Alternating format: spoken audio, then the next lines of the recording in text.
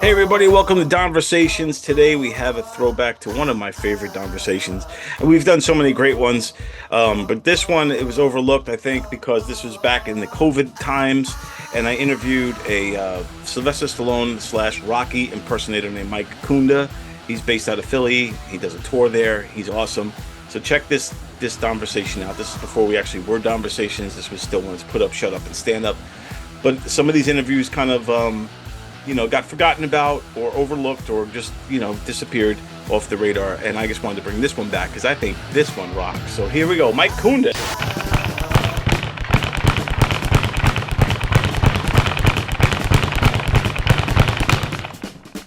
You want to give that a shot?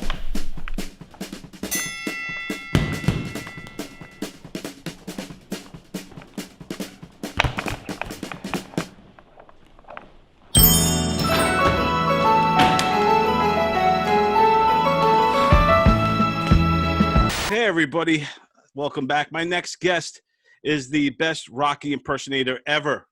He is the owner of the Yo Philly Rocky Film Tour and author of the book, Cue the Rocky Music. Ladies and gentlemen, here he is, the almost Italian stallion himself, Mike Kunda. Mike, how you doing, man? Yo, Don. I feel like a yo-yo today, I feel like that most of the time myself, my friend.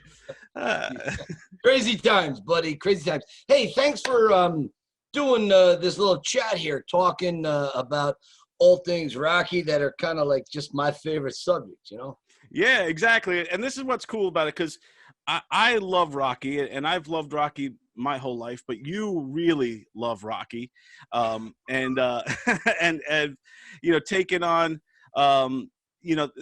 Rocky as a part of your life and your lifestyle. And I think that's pretty cool in a way.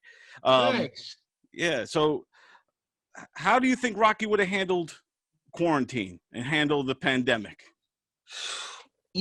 Rocky was a loner by nature. Whenever we saw Rocky walking around, especially in the first one, he's walking around the streets of Philadelphia by himself. He has to go and do what he has to do, and then he goes and walks around by himself. I think Rocky would be okay with the mask when he has to go collect money. He'd mask up and then take it off and then go chase chickens.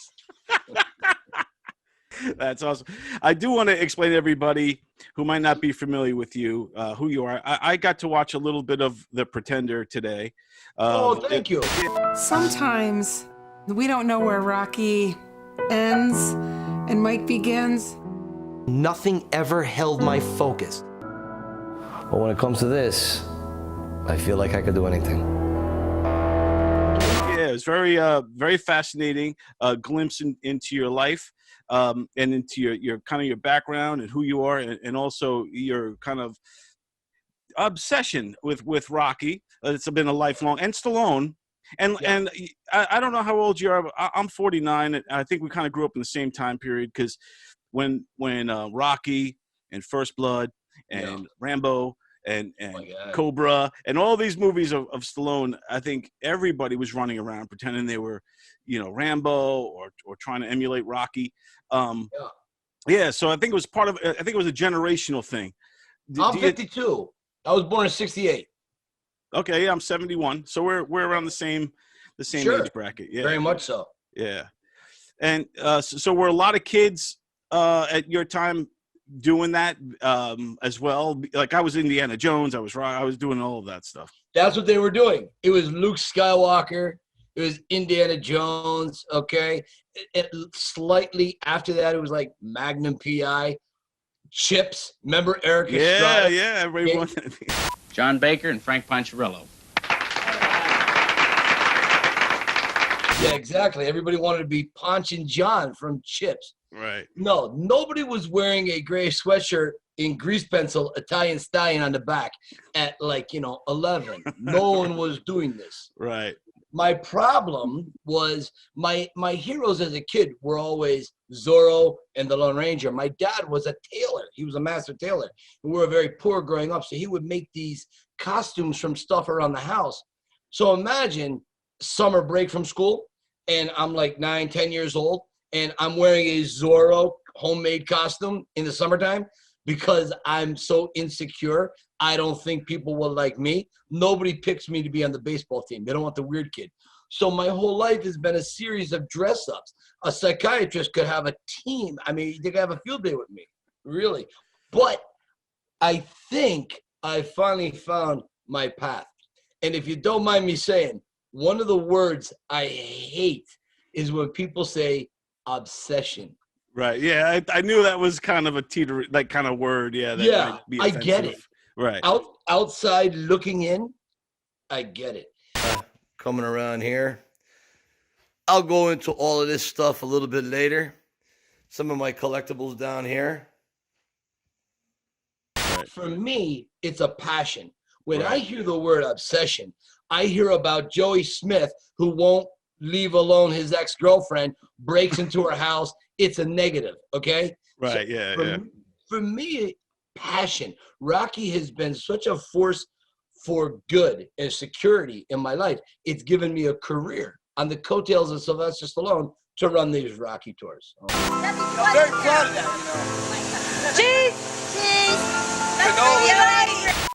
Yeah, I think the Rocky tours are cool. If anyone gets a chance, they should go. And if you're ever in the area, to go to the Philly Rocky Film Tour. I think that would be really cool for any Rocky fan. And it's also a pretty cool tour of Philly itself. You probably see some cool things that even if you're not a diehard Rocky fanatic. We go everywhere. We hit a lot of the major neighborhoods and a lot of the neighborhoods that, like, you know, tourists don't go to, like Kensington. Kensington is where they filmed Mickey's Gym, where Rocky lived in his early apartment. And so it's quite a different atmosphere. And then we go down to Old City, Liberty Bell, Independence Square. That's where Independence Hall. That's where Rocky jumps the park bench, right in back of Independence Hall. Right. And then we go through South Philly, Italian Market, up through the cemetery, Laurel Hill, where Adrian and Paulie are buried. And we always end the tour punching our fists in the air at the top of the Rocky steps. How many times have you ran those steps? Seriously, I would say around 6,000 or 7,000 times. Finding your passion, that's huge with me. What is it you love? What is it that motivates you? What makes you determined? Find your passion. Get out there and hit the bricks. That reminds me of a saying my grandfather used to say. Don't be a dick, hit the bricks. Is there a Rocky culture? Like, is there other Rocky guys like you that impersonate Rocky, or is there competition, or what do you do? Do you guys get ranked? Yeah, of course. So there's a gentleman named John Manforto.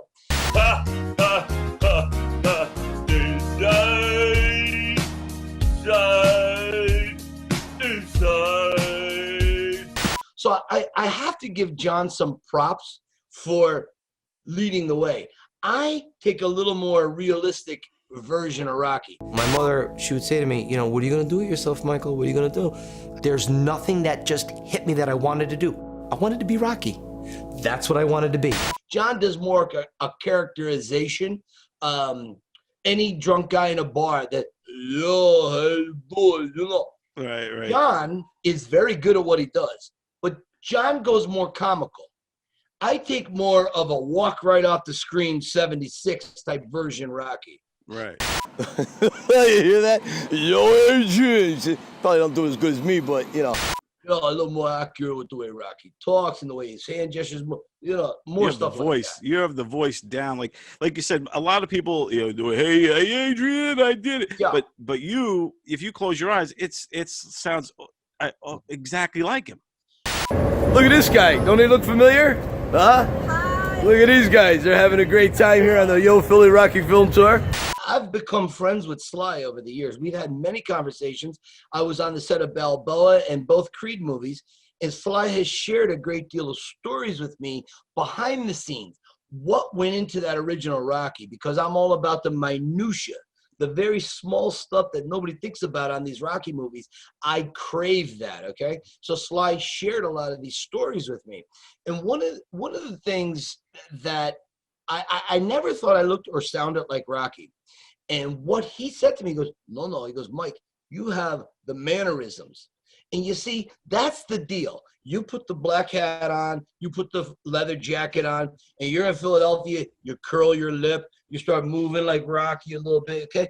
Now, it's like when you go to Vegas and you see an Elvis impersonator or a Dean Martin impersonator, you know they're dead, but for a moment, just a moment, you can be taken back to when Elvis was at his peak at the Riviera or any of the casinos out there. So that's what I try to do. I use props like the jacket and the hat, like I'm wearing right now, the burgundy dinner jacket, right? And the Dempsey shirt that he wears. I use props with my mannerisms, and hopefully I sell it. Hey, you guys, be cool. Don't play the fool. Stay in school. Be a thinker. Carry a leather briefcase. I screwed up Apollo's lines. What is it, would you say? Because I think Rocky is obviously a much deeper movie than just the boxing. Of course. What would you say makes Rocky so important, the movie? Or the character, yeah. So first and foremost, it's a love story. The one thing I think that frustrates me and Sylvester is when people refer to it as a boxing movie. The last thing it is a boxing movie. It is a love story between two quote losers, who find each other and they become, what does Rocky say? Phil Guts, And that's what happens. Emotionally, they become a champion. Together, there's nothing either one can't overcome. So where he makes her flower as a woman, she makes him go the distance in a way. But if you had to put it all to one scene, it's the night before the fight where Rocky goes to the arena and he comes home and he realizes he's a joke. The shorts are the wrong color and the Jurgens tells him, go home and get a good night's sleep, kid. Rocky realizes, no matter how many eggs I drink, no matter how many miles I run, or how many times Mickey tells me what to do, I'm never going to beat Apollo Creed. I'm never going to be the best in the world. But that's okay. Maybe I could be the best in my world. Maybe I'll never be champion, but I could be champion with me, with Adrian, with Paulie. Maybe that's enough. And that's the thing, Don. We all go to work every day. If you work in corporate America, you're never going to own the company, but maybe you could be the best version. Maybe you become a manager of a territory. Maybe that's good enough. Maybe it isn't for some people. I think overcoming adversity and going past unrealized dreams is something everyone on the planet can relate to. Yeah, I think all of us kind of feel like the underdog most of the time. Yeah. And I think for Rocky, he's always inspired me even to this day, like, kind of looking through a lot of Rocky stuff, getting ready for you. And I'm watching all these scenes and I pretty much watched all of Rocky 1 again. Because you can't stop. Welcome to my day. Yeah. But I do think that Rocky is an amazing story. I love, out of all the Rockies, I would say, and I'm going to ask you two to put them in order, from your favorite to your least favorite. Okay. Oh yeah, sure. So I would say Rocky 1, 2, Rocky Balboa, Rocky 3, Rocky 5, Rocky 4. 4 is always dead last for me. Yeah, even below Rocky 4 was Drago, right? So even before, so Drago is lower than Tommy Gunn. Yo, Tommy, what are you doing in the street, huh? No, it is. But here's why. Rocky 5 is a very flawed film. We'd all agree that. The difference is Rocky 5 has the fedora, the leather jacket, and it's on the streets of Philadelphia. There's a pathos there. Rocky 4, it's big 80s hair. It's the perfection of the physique. It's a lot of sweat, and it's a lot of music videos throughout the movie. I don't hate Rocky 4. It's just my least favorite of all the Rockies, and I believe that's why, as Sylvester has grown as a director and actor, writer, and producer, I believe that's why he is now recutting Rocky 4. And in November or next year, whenever, we're going to have a new version of Rocky 4. If I can change, Я думаю, что каждый тоже изменился and сегодня. you can change, Вы можете измениться. everybody can change. Каждый может измениться. And my list is very similar to yours. Only I had 4 and 5 flipped. I guess I never liked Tommy Gunn, but I had the same thing. It's funny that you mentioned the physique because I like Rocky the way he was in Rocky 1. Yeah, and then, me too. And then in Rocky 3, which was at the time period of my life was the biggest Rocky with Mr. T and Hulk Hogan. Sure. Yeah, and that was the one when I was completely fanned out. But through time, I realized, all right, Rocky 1 and Rocky 2 are like the epic, like real. And then Balboa kind of caps off. So if you only had Rocky 1, Rocky 2, and Balboa, that would be that's all you would need. It's a trifecta. Right, yeah. You know, Don, I think at any point in our lives, we are all the sum total of our life experiences. So if Rocky 4, doing these tours, it's always Rocky 1 or Rocky 4. Those are the ones that really get the headlines from the fans. And I think that whatever your life experiences have been, you're going to gravitate differently. So if one person says Rocky 4 is their favorite, I would be a real jackass if I was like, Rocky 4, are you out of your brain? No, that's dumb. Because I don't know that person's life, right? So their connection, and you can't invalidate that. You really have to say, okay, I get it. And you just move on with the conversation. So now I want to just quickly ask you some Rocky trivia. Sure, go ahead. And then we'll do our big scene, our big Zoom theater scene, which I'm excited about. I didn't have a suit and tie to dress up like his son. Okay. But I did wear my gym clothes. As you can see, I'm in the middle of work. I'm working out. I'm getting ready to hit the heavy bag after this. I could tell you're a very serious guy. Yeah.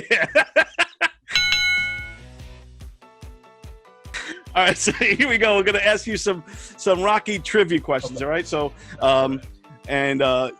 these should be a walk in the park for you here. So what is Rocky's full name? So, Robert Balboa, which a lot of people don't know that. I actually didn't know that until I was on the set of Rocky Balboa. There was an award on the wall, and the plaque read, to Robert Rocky Balboa. Very good. Okay. That is correct. And now, how long did it take Sylvester Stallone to write Rocky? All right. So the answer is 3 days. Okay. But the real answer is months, because he had this idea about Rocky in his head that had been rolling around. But when he writes it for 3 days, it was the germ of the idea. Most of what he wrote was no good. So he only had a few concepts from that initial 88 pages. Did you know he was rewriting Rocky right up to filming? If they're going to film a scene in 2 minutes, he's rewriting the scene. Wow. So it really was months, but the general accepted answer is 3 days. Very 88 good. pages in 3 days. Yeah. Very good. Very good. Who was originally supposed to be cast as Rocky? Okay, so you have Burt Reynolds, right? Which we would not be having this conversation right now. True. You have Ryan O'Neal, Pretty Boy, okay? You have Don Corleone's son, Sonny Corleone, Jimmy Kahn. He was originally supposed to be Rocky. But that's because they wanted a named actor. Sylvester Stallone, he's a nobody. Forget about it. Well, he hung out, and here we are. Yeah, thank God Stallone did the right thing and held out, even though it was crazy at the time. Do you know who the original Adrian was supposed to be? No, who was that? Okay, she's an actress. Her name is Carrie Snodgrass. If you Google, I think it's the first season or second season of The X-Files, Carrie Snodgrass played the mother of an alien abductee, so you'll know who she is. She was also in a Clint Eastwood movie.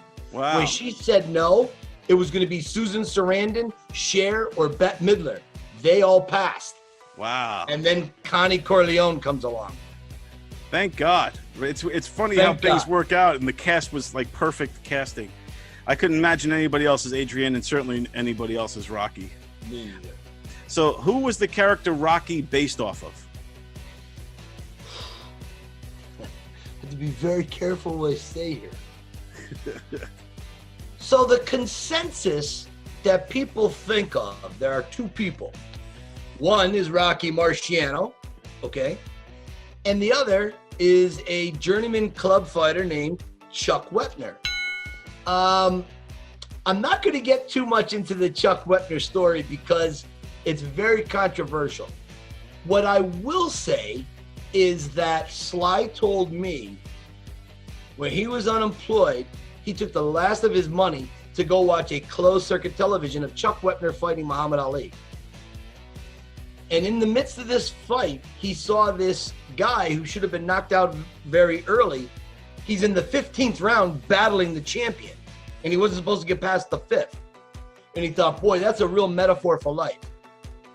On the low end of the scale, Chuck Wepner was a catalyst of sorts for Sly to say, oh, that idea I've been thinking about for 5 years, he's not going to be a cowboy, he's not going to be a mob guy, he's going to be a fighter, because everybody can relate to fighting in their life.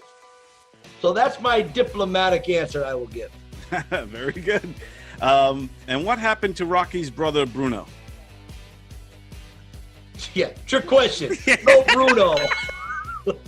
I was just to see if maybe there was a Bruno. I think that you could play Bruno. I'll tell you. Here's something a lot of people don't know. Sly wrote that Rocky had a brother. Oh, of really? all the characters in Rocky 1, take a guess. Who was his older brother originally? I don't know. Who do you? Maybe I don't know. Now you got Jimmy Kahn in my head. Gazzo. Joe Spinell as Tony Gazzo. Oh, yeah. Originally, Gazzo was Rocky's older brother. He wasn't called Gazzo, and that's why he kept him around. Not out of sympathy, because they were blood. But the producers and the director said, no, we want Rocky to be alone. So Sly had to rewrite that scene. And now he became, instead of Tony Balboa, he became Tony Gazzo. Great story. See that? Wow, I never would have known that if I didn't ask that trick question. Come to me. I will tell you anything you need to know. You're the man. All right, so now are you ready for some Zoom theater? All right, hang on a second. Let me see let me make sure I get my little cards here. I don't really need the cards, you know what I mean? But it's good to have it. Now let's see. Where am I here? Let me know when you're ready. I can't see you. Can you see me? I can still see you. Yep. You can still see me. All right. Go ahead. You tell me when you're ready. All right, stand by. Zoom theater, Rocky.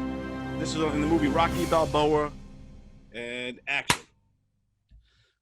You think I'm hurting you? Yeah, in a way, you are. That's the last thing I ever wanted to do. I know that. I know that's not what you want to do, but that's the way it is. Don't you care what people think? Doesn't it bother you that people are making you out to be a joke, and that I'll be included in that? Do you think that's right? Do you? You ain't gonna believe this, but you used to fit right here. I'd hold you up to your mother and say, this kid's gonna be the best kid in the world. This kid's gonna be somebody better than anybody I ever knew. And you grew up good and wonderful. It was great just watching you. Every day was like a privilege. Then the time come for you to be your own man and take on the world, and you did. But somewhere along the line, you changed. You stopped being you. You let people stick a finger in your face, tell you no good. And when things got hard, you started looking for something to blame, like a big shadow. Let me tell you something you already know. The world ain't all sunshine and rainbows. It's a very mean and nasty place, and I don't care how tough you are, it will beat you to your knees and keep you there permanently if you let it. You, me, or nobody is going to hit as hard as life. But it ain't about how hard you can hit. It's about how hard you can get hit and keep moving forward. How much you can take and keep moving forward. That's how winning is done. Now, if you know what you're worth, then go out and get what you're worth. But you got to be willing to take the hits. Now, pointing fingers saying you ain't where you want to be because of him or her or anybody. Cowards do that, and that ain't you. You're better than that. And scene. Awesome. That was great. Mike Kunda, everybody. Very impressive, my friend. I had a lot of fun. This is great. Thank you. Yes, this was a blast. I really appreciate you coming on. Tell everybody how they could find you, and tell them about your book and Sure. your YouTube and everything. Sure. I wrote a book called Cue the Rocky Music, C-U-E, Cue the Rocky Music. Just Google it. It's on Amazon, BarnesandNoble.com. It's out there. There's a movie about me on Amazon Prime, Tubi Television. It's all over the Venmo. It's all over the place. It's called The Pretender. And if you're in Philly, or if you're thinking about coming to Philly and you want to see all the Rocky sites, just Google the Yo Philly Rocky Film Tour, or put in that very same name on Instagram. I'm really active on Instagram. Follow me, talk to me, message me. We'll have a great time.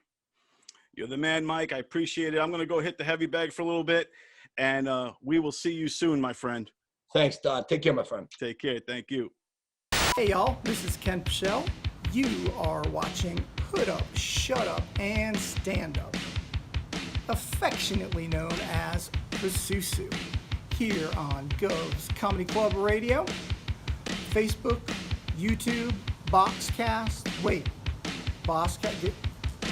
We on TV! We on TV, y'all! Another one.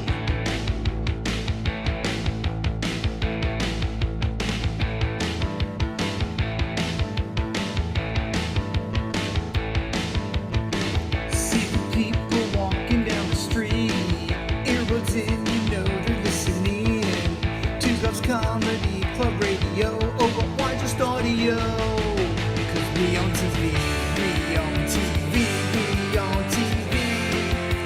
Yeah, we on TV. We on TV.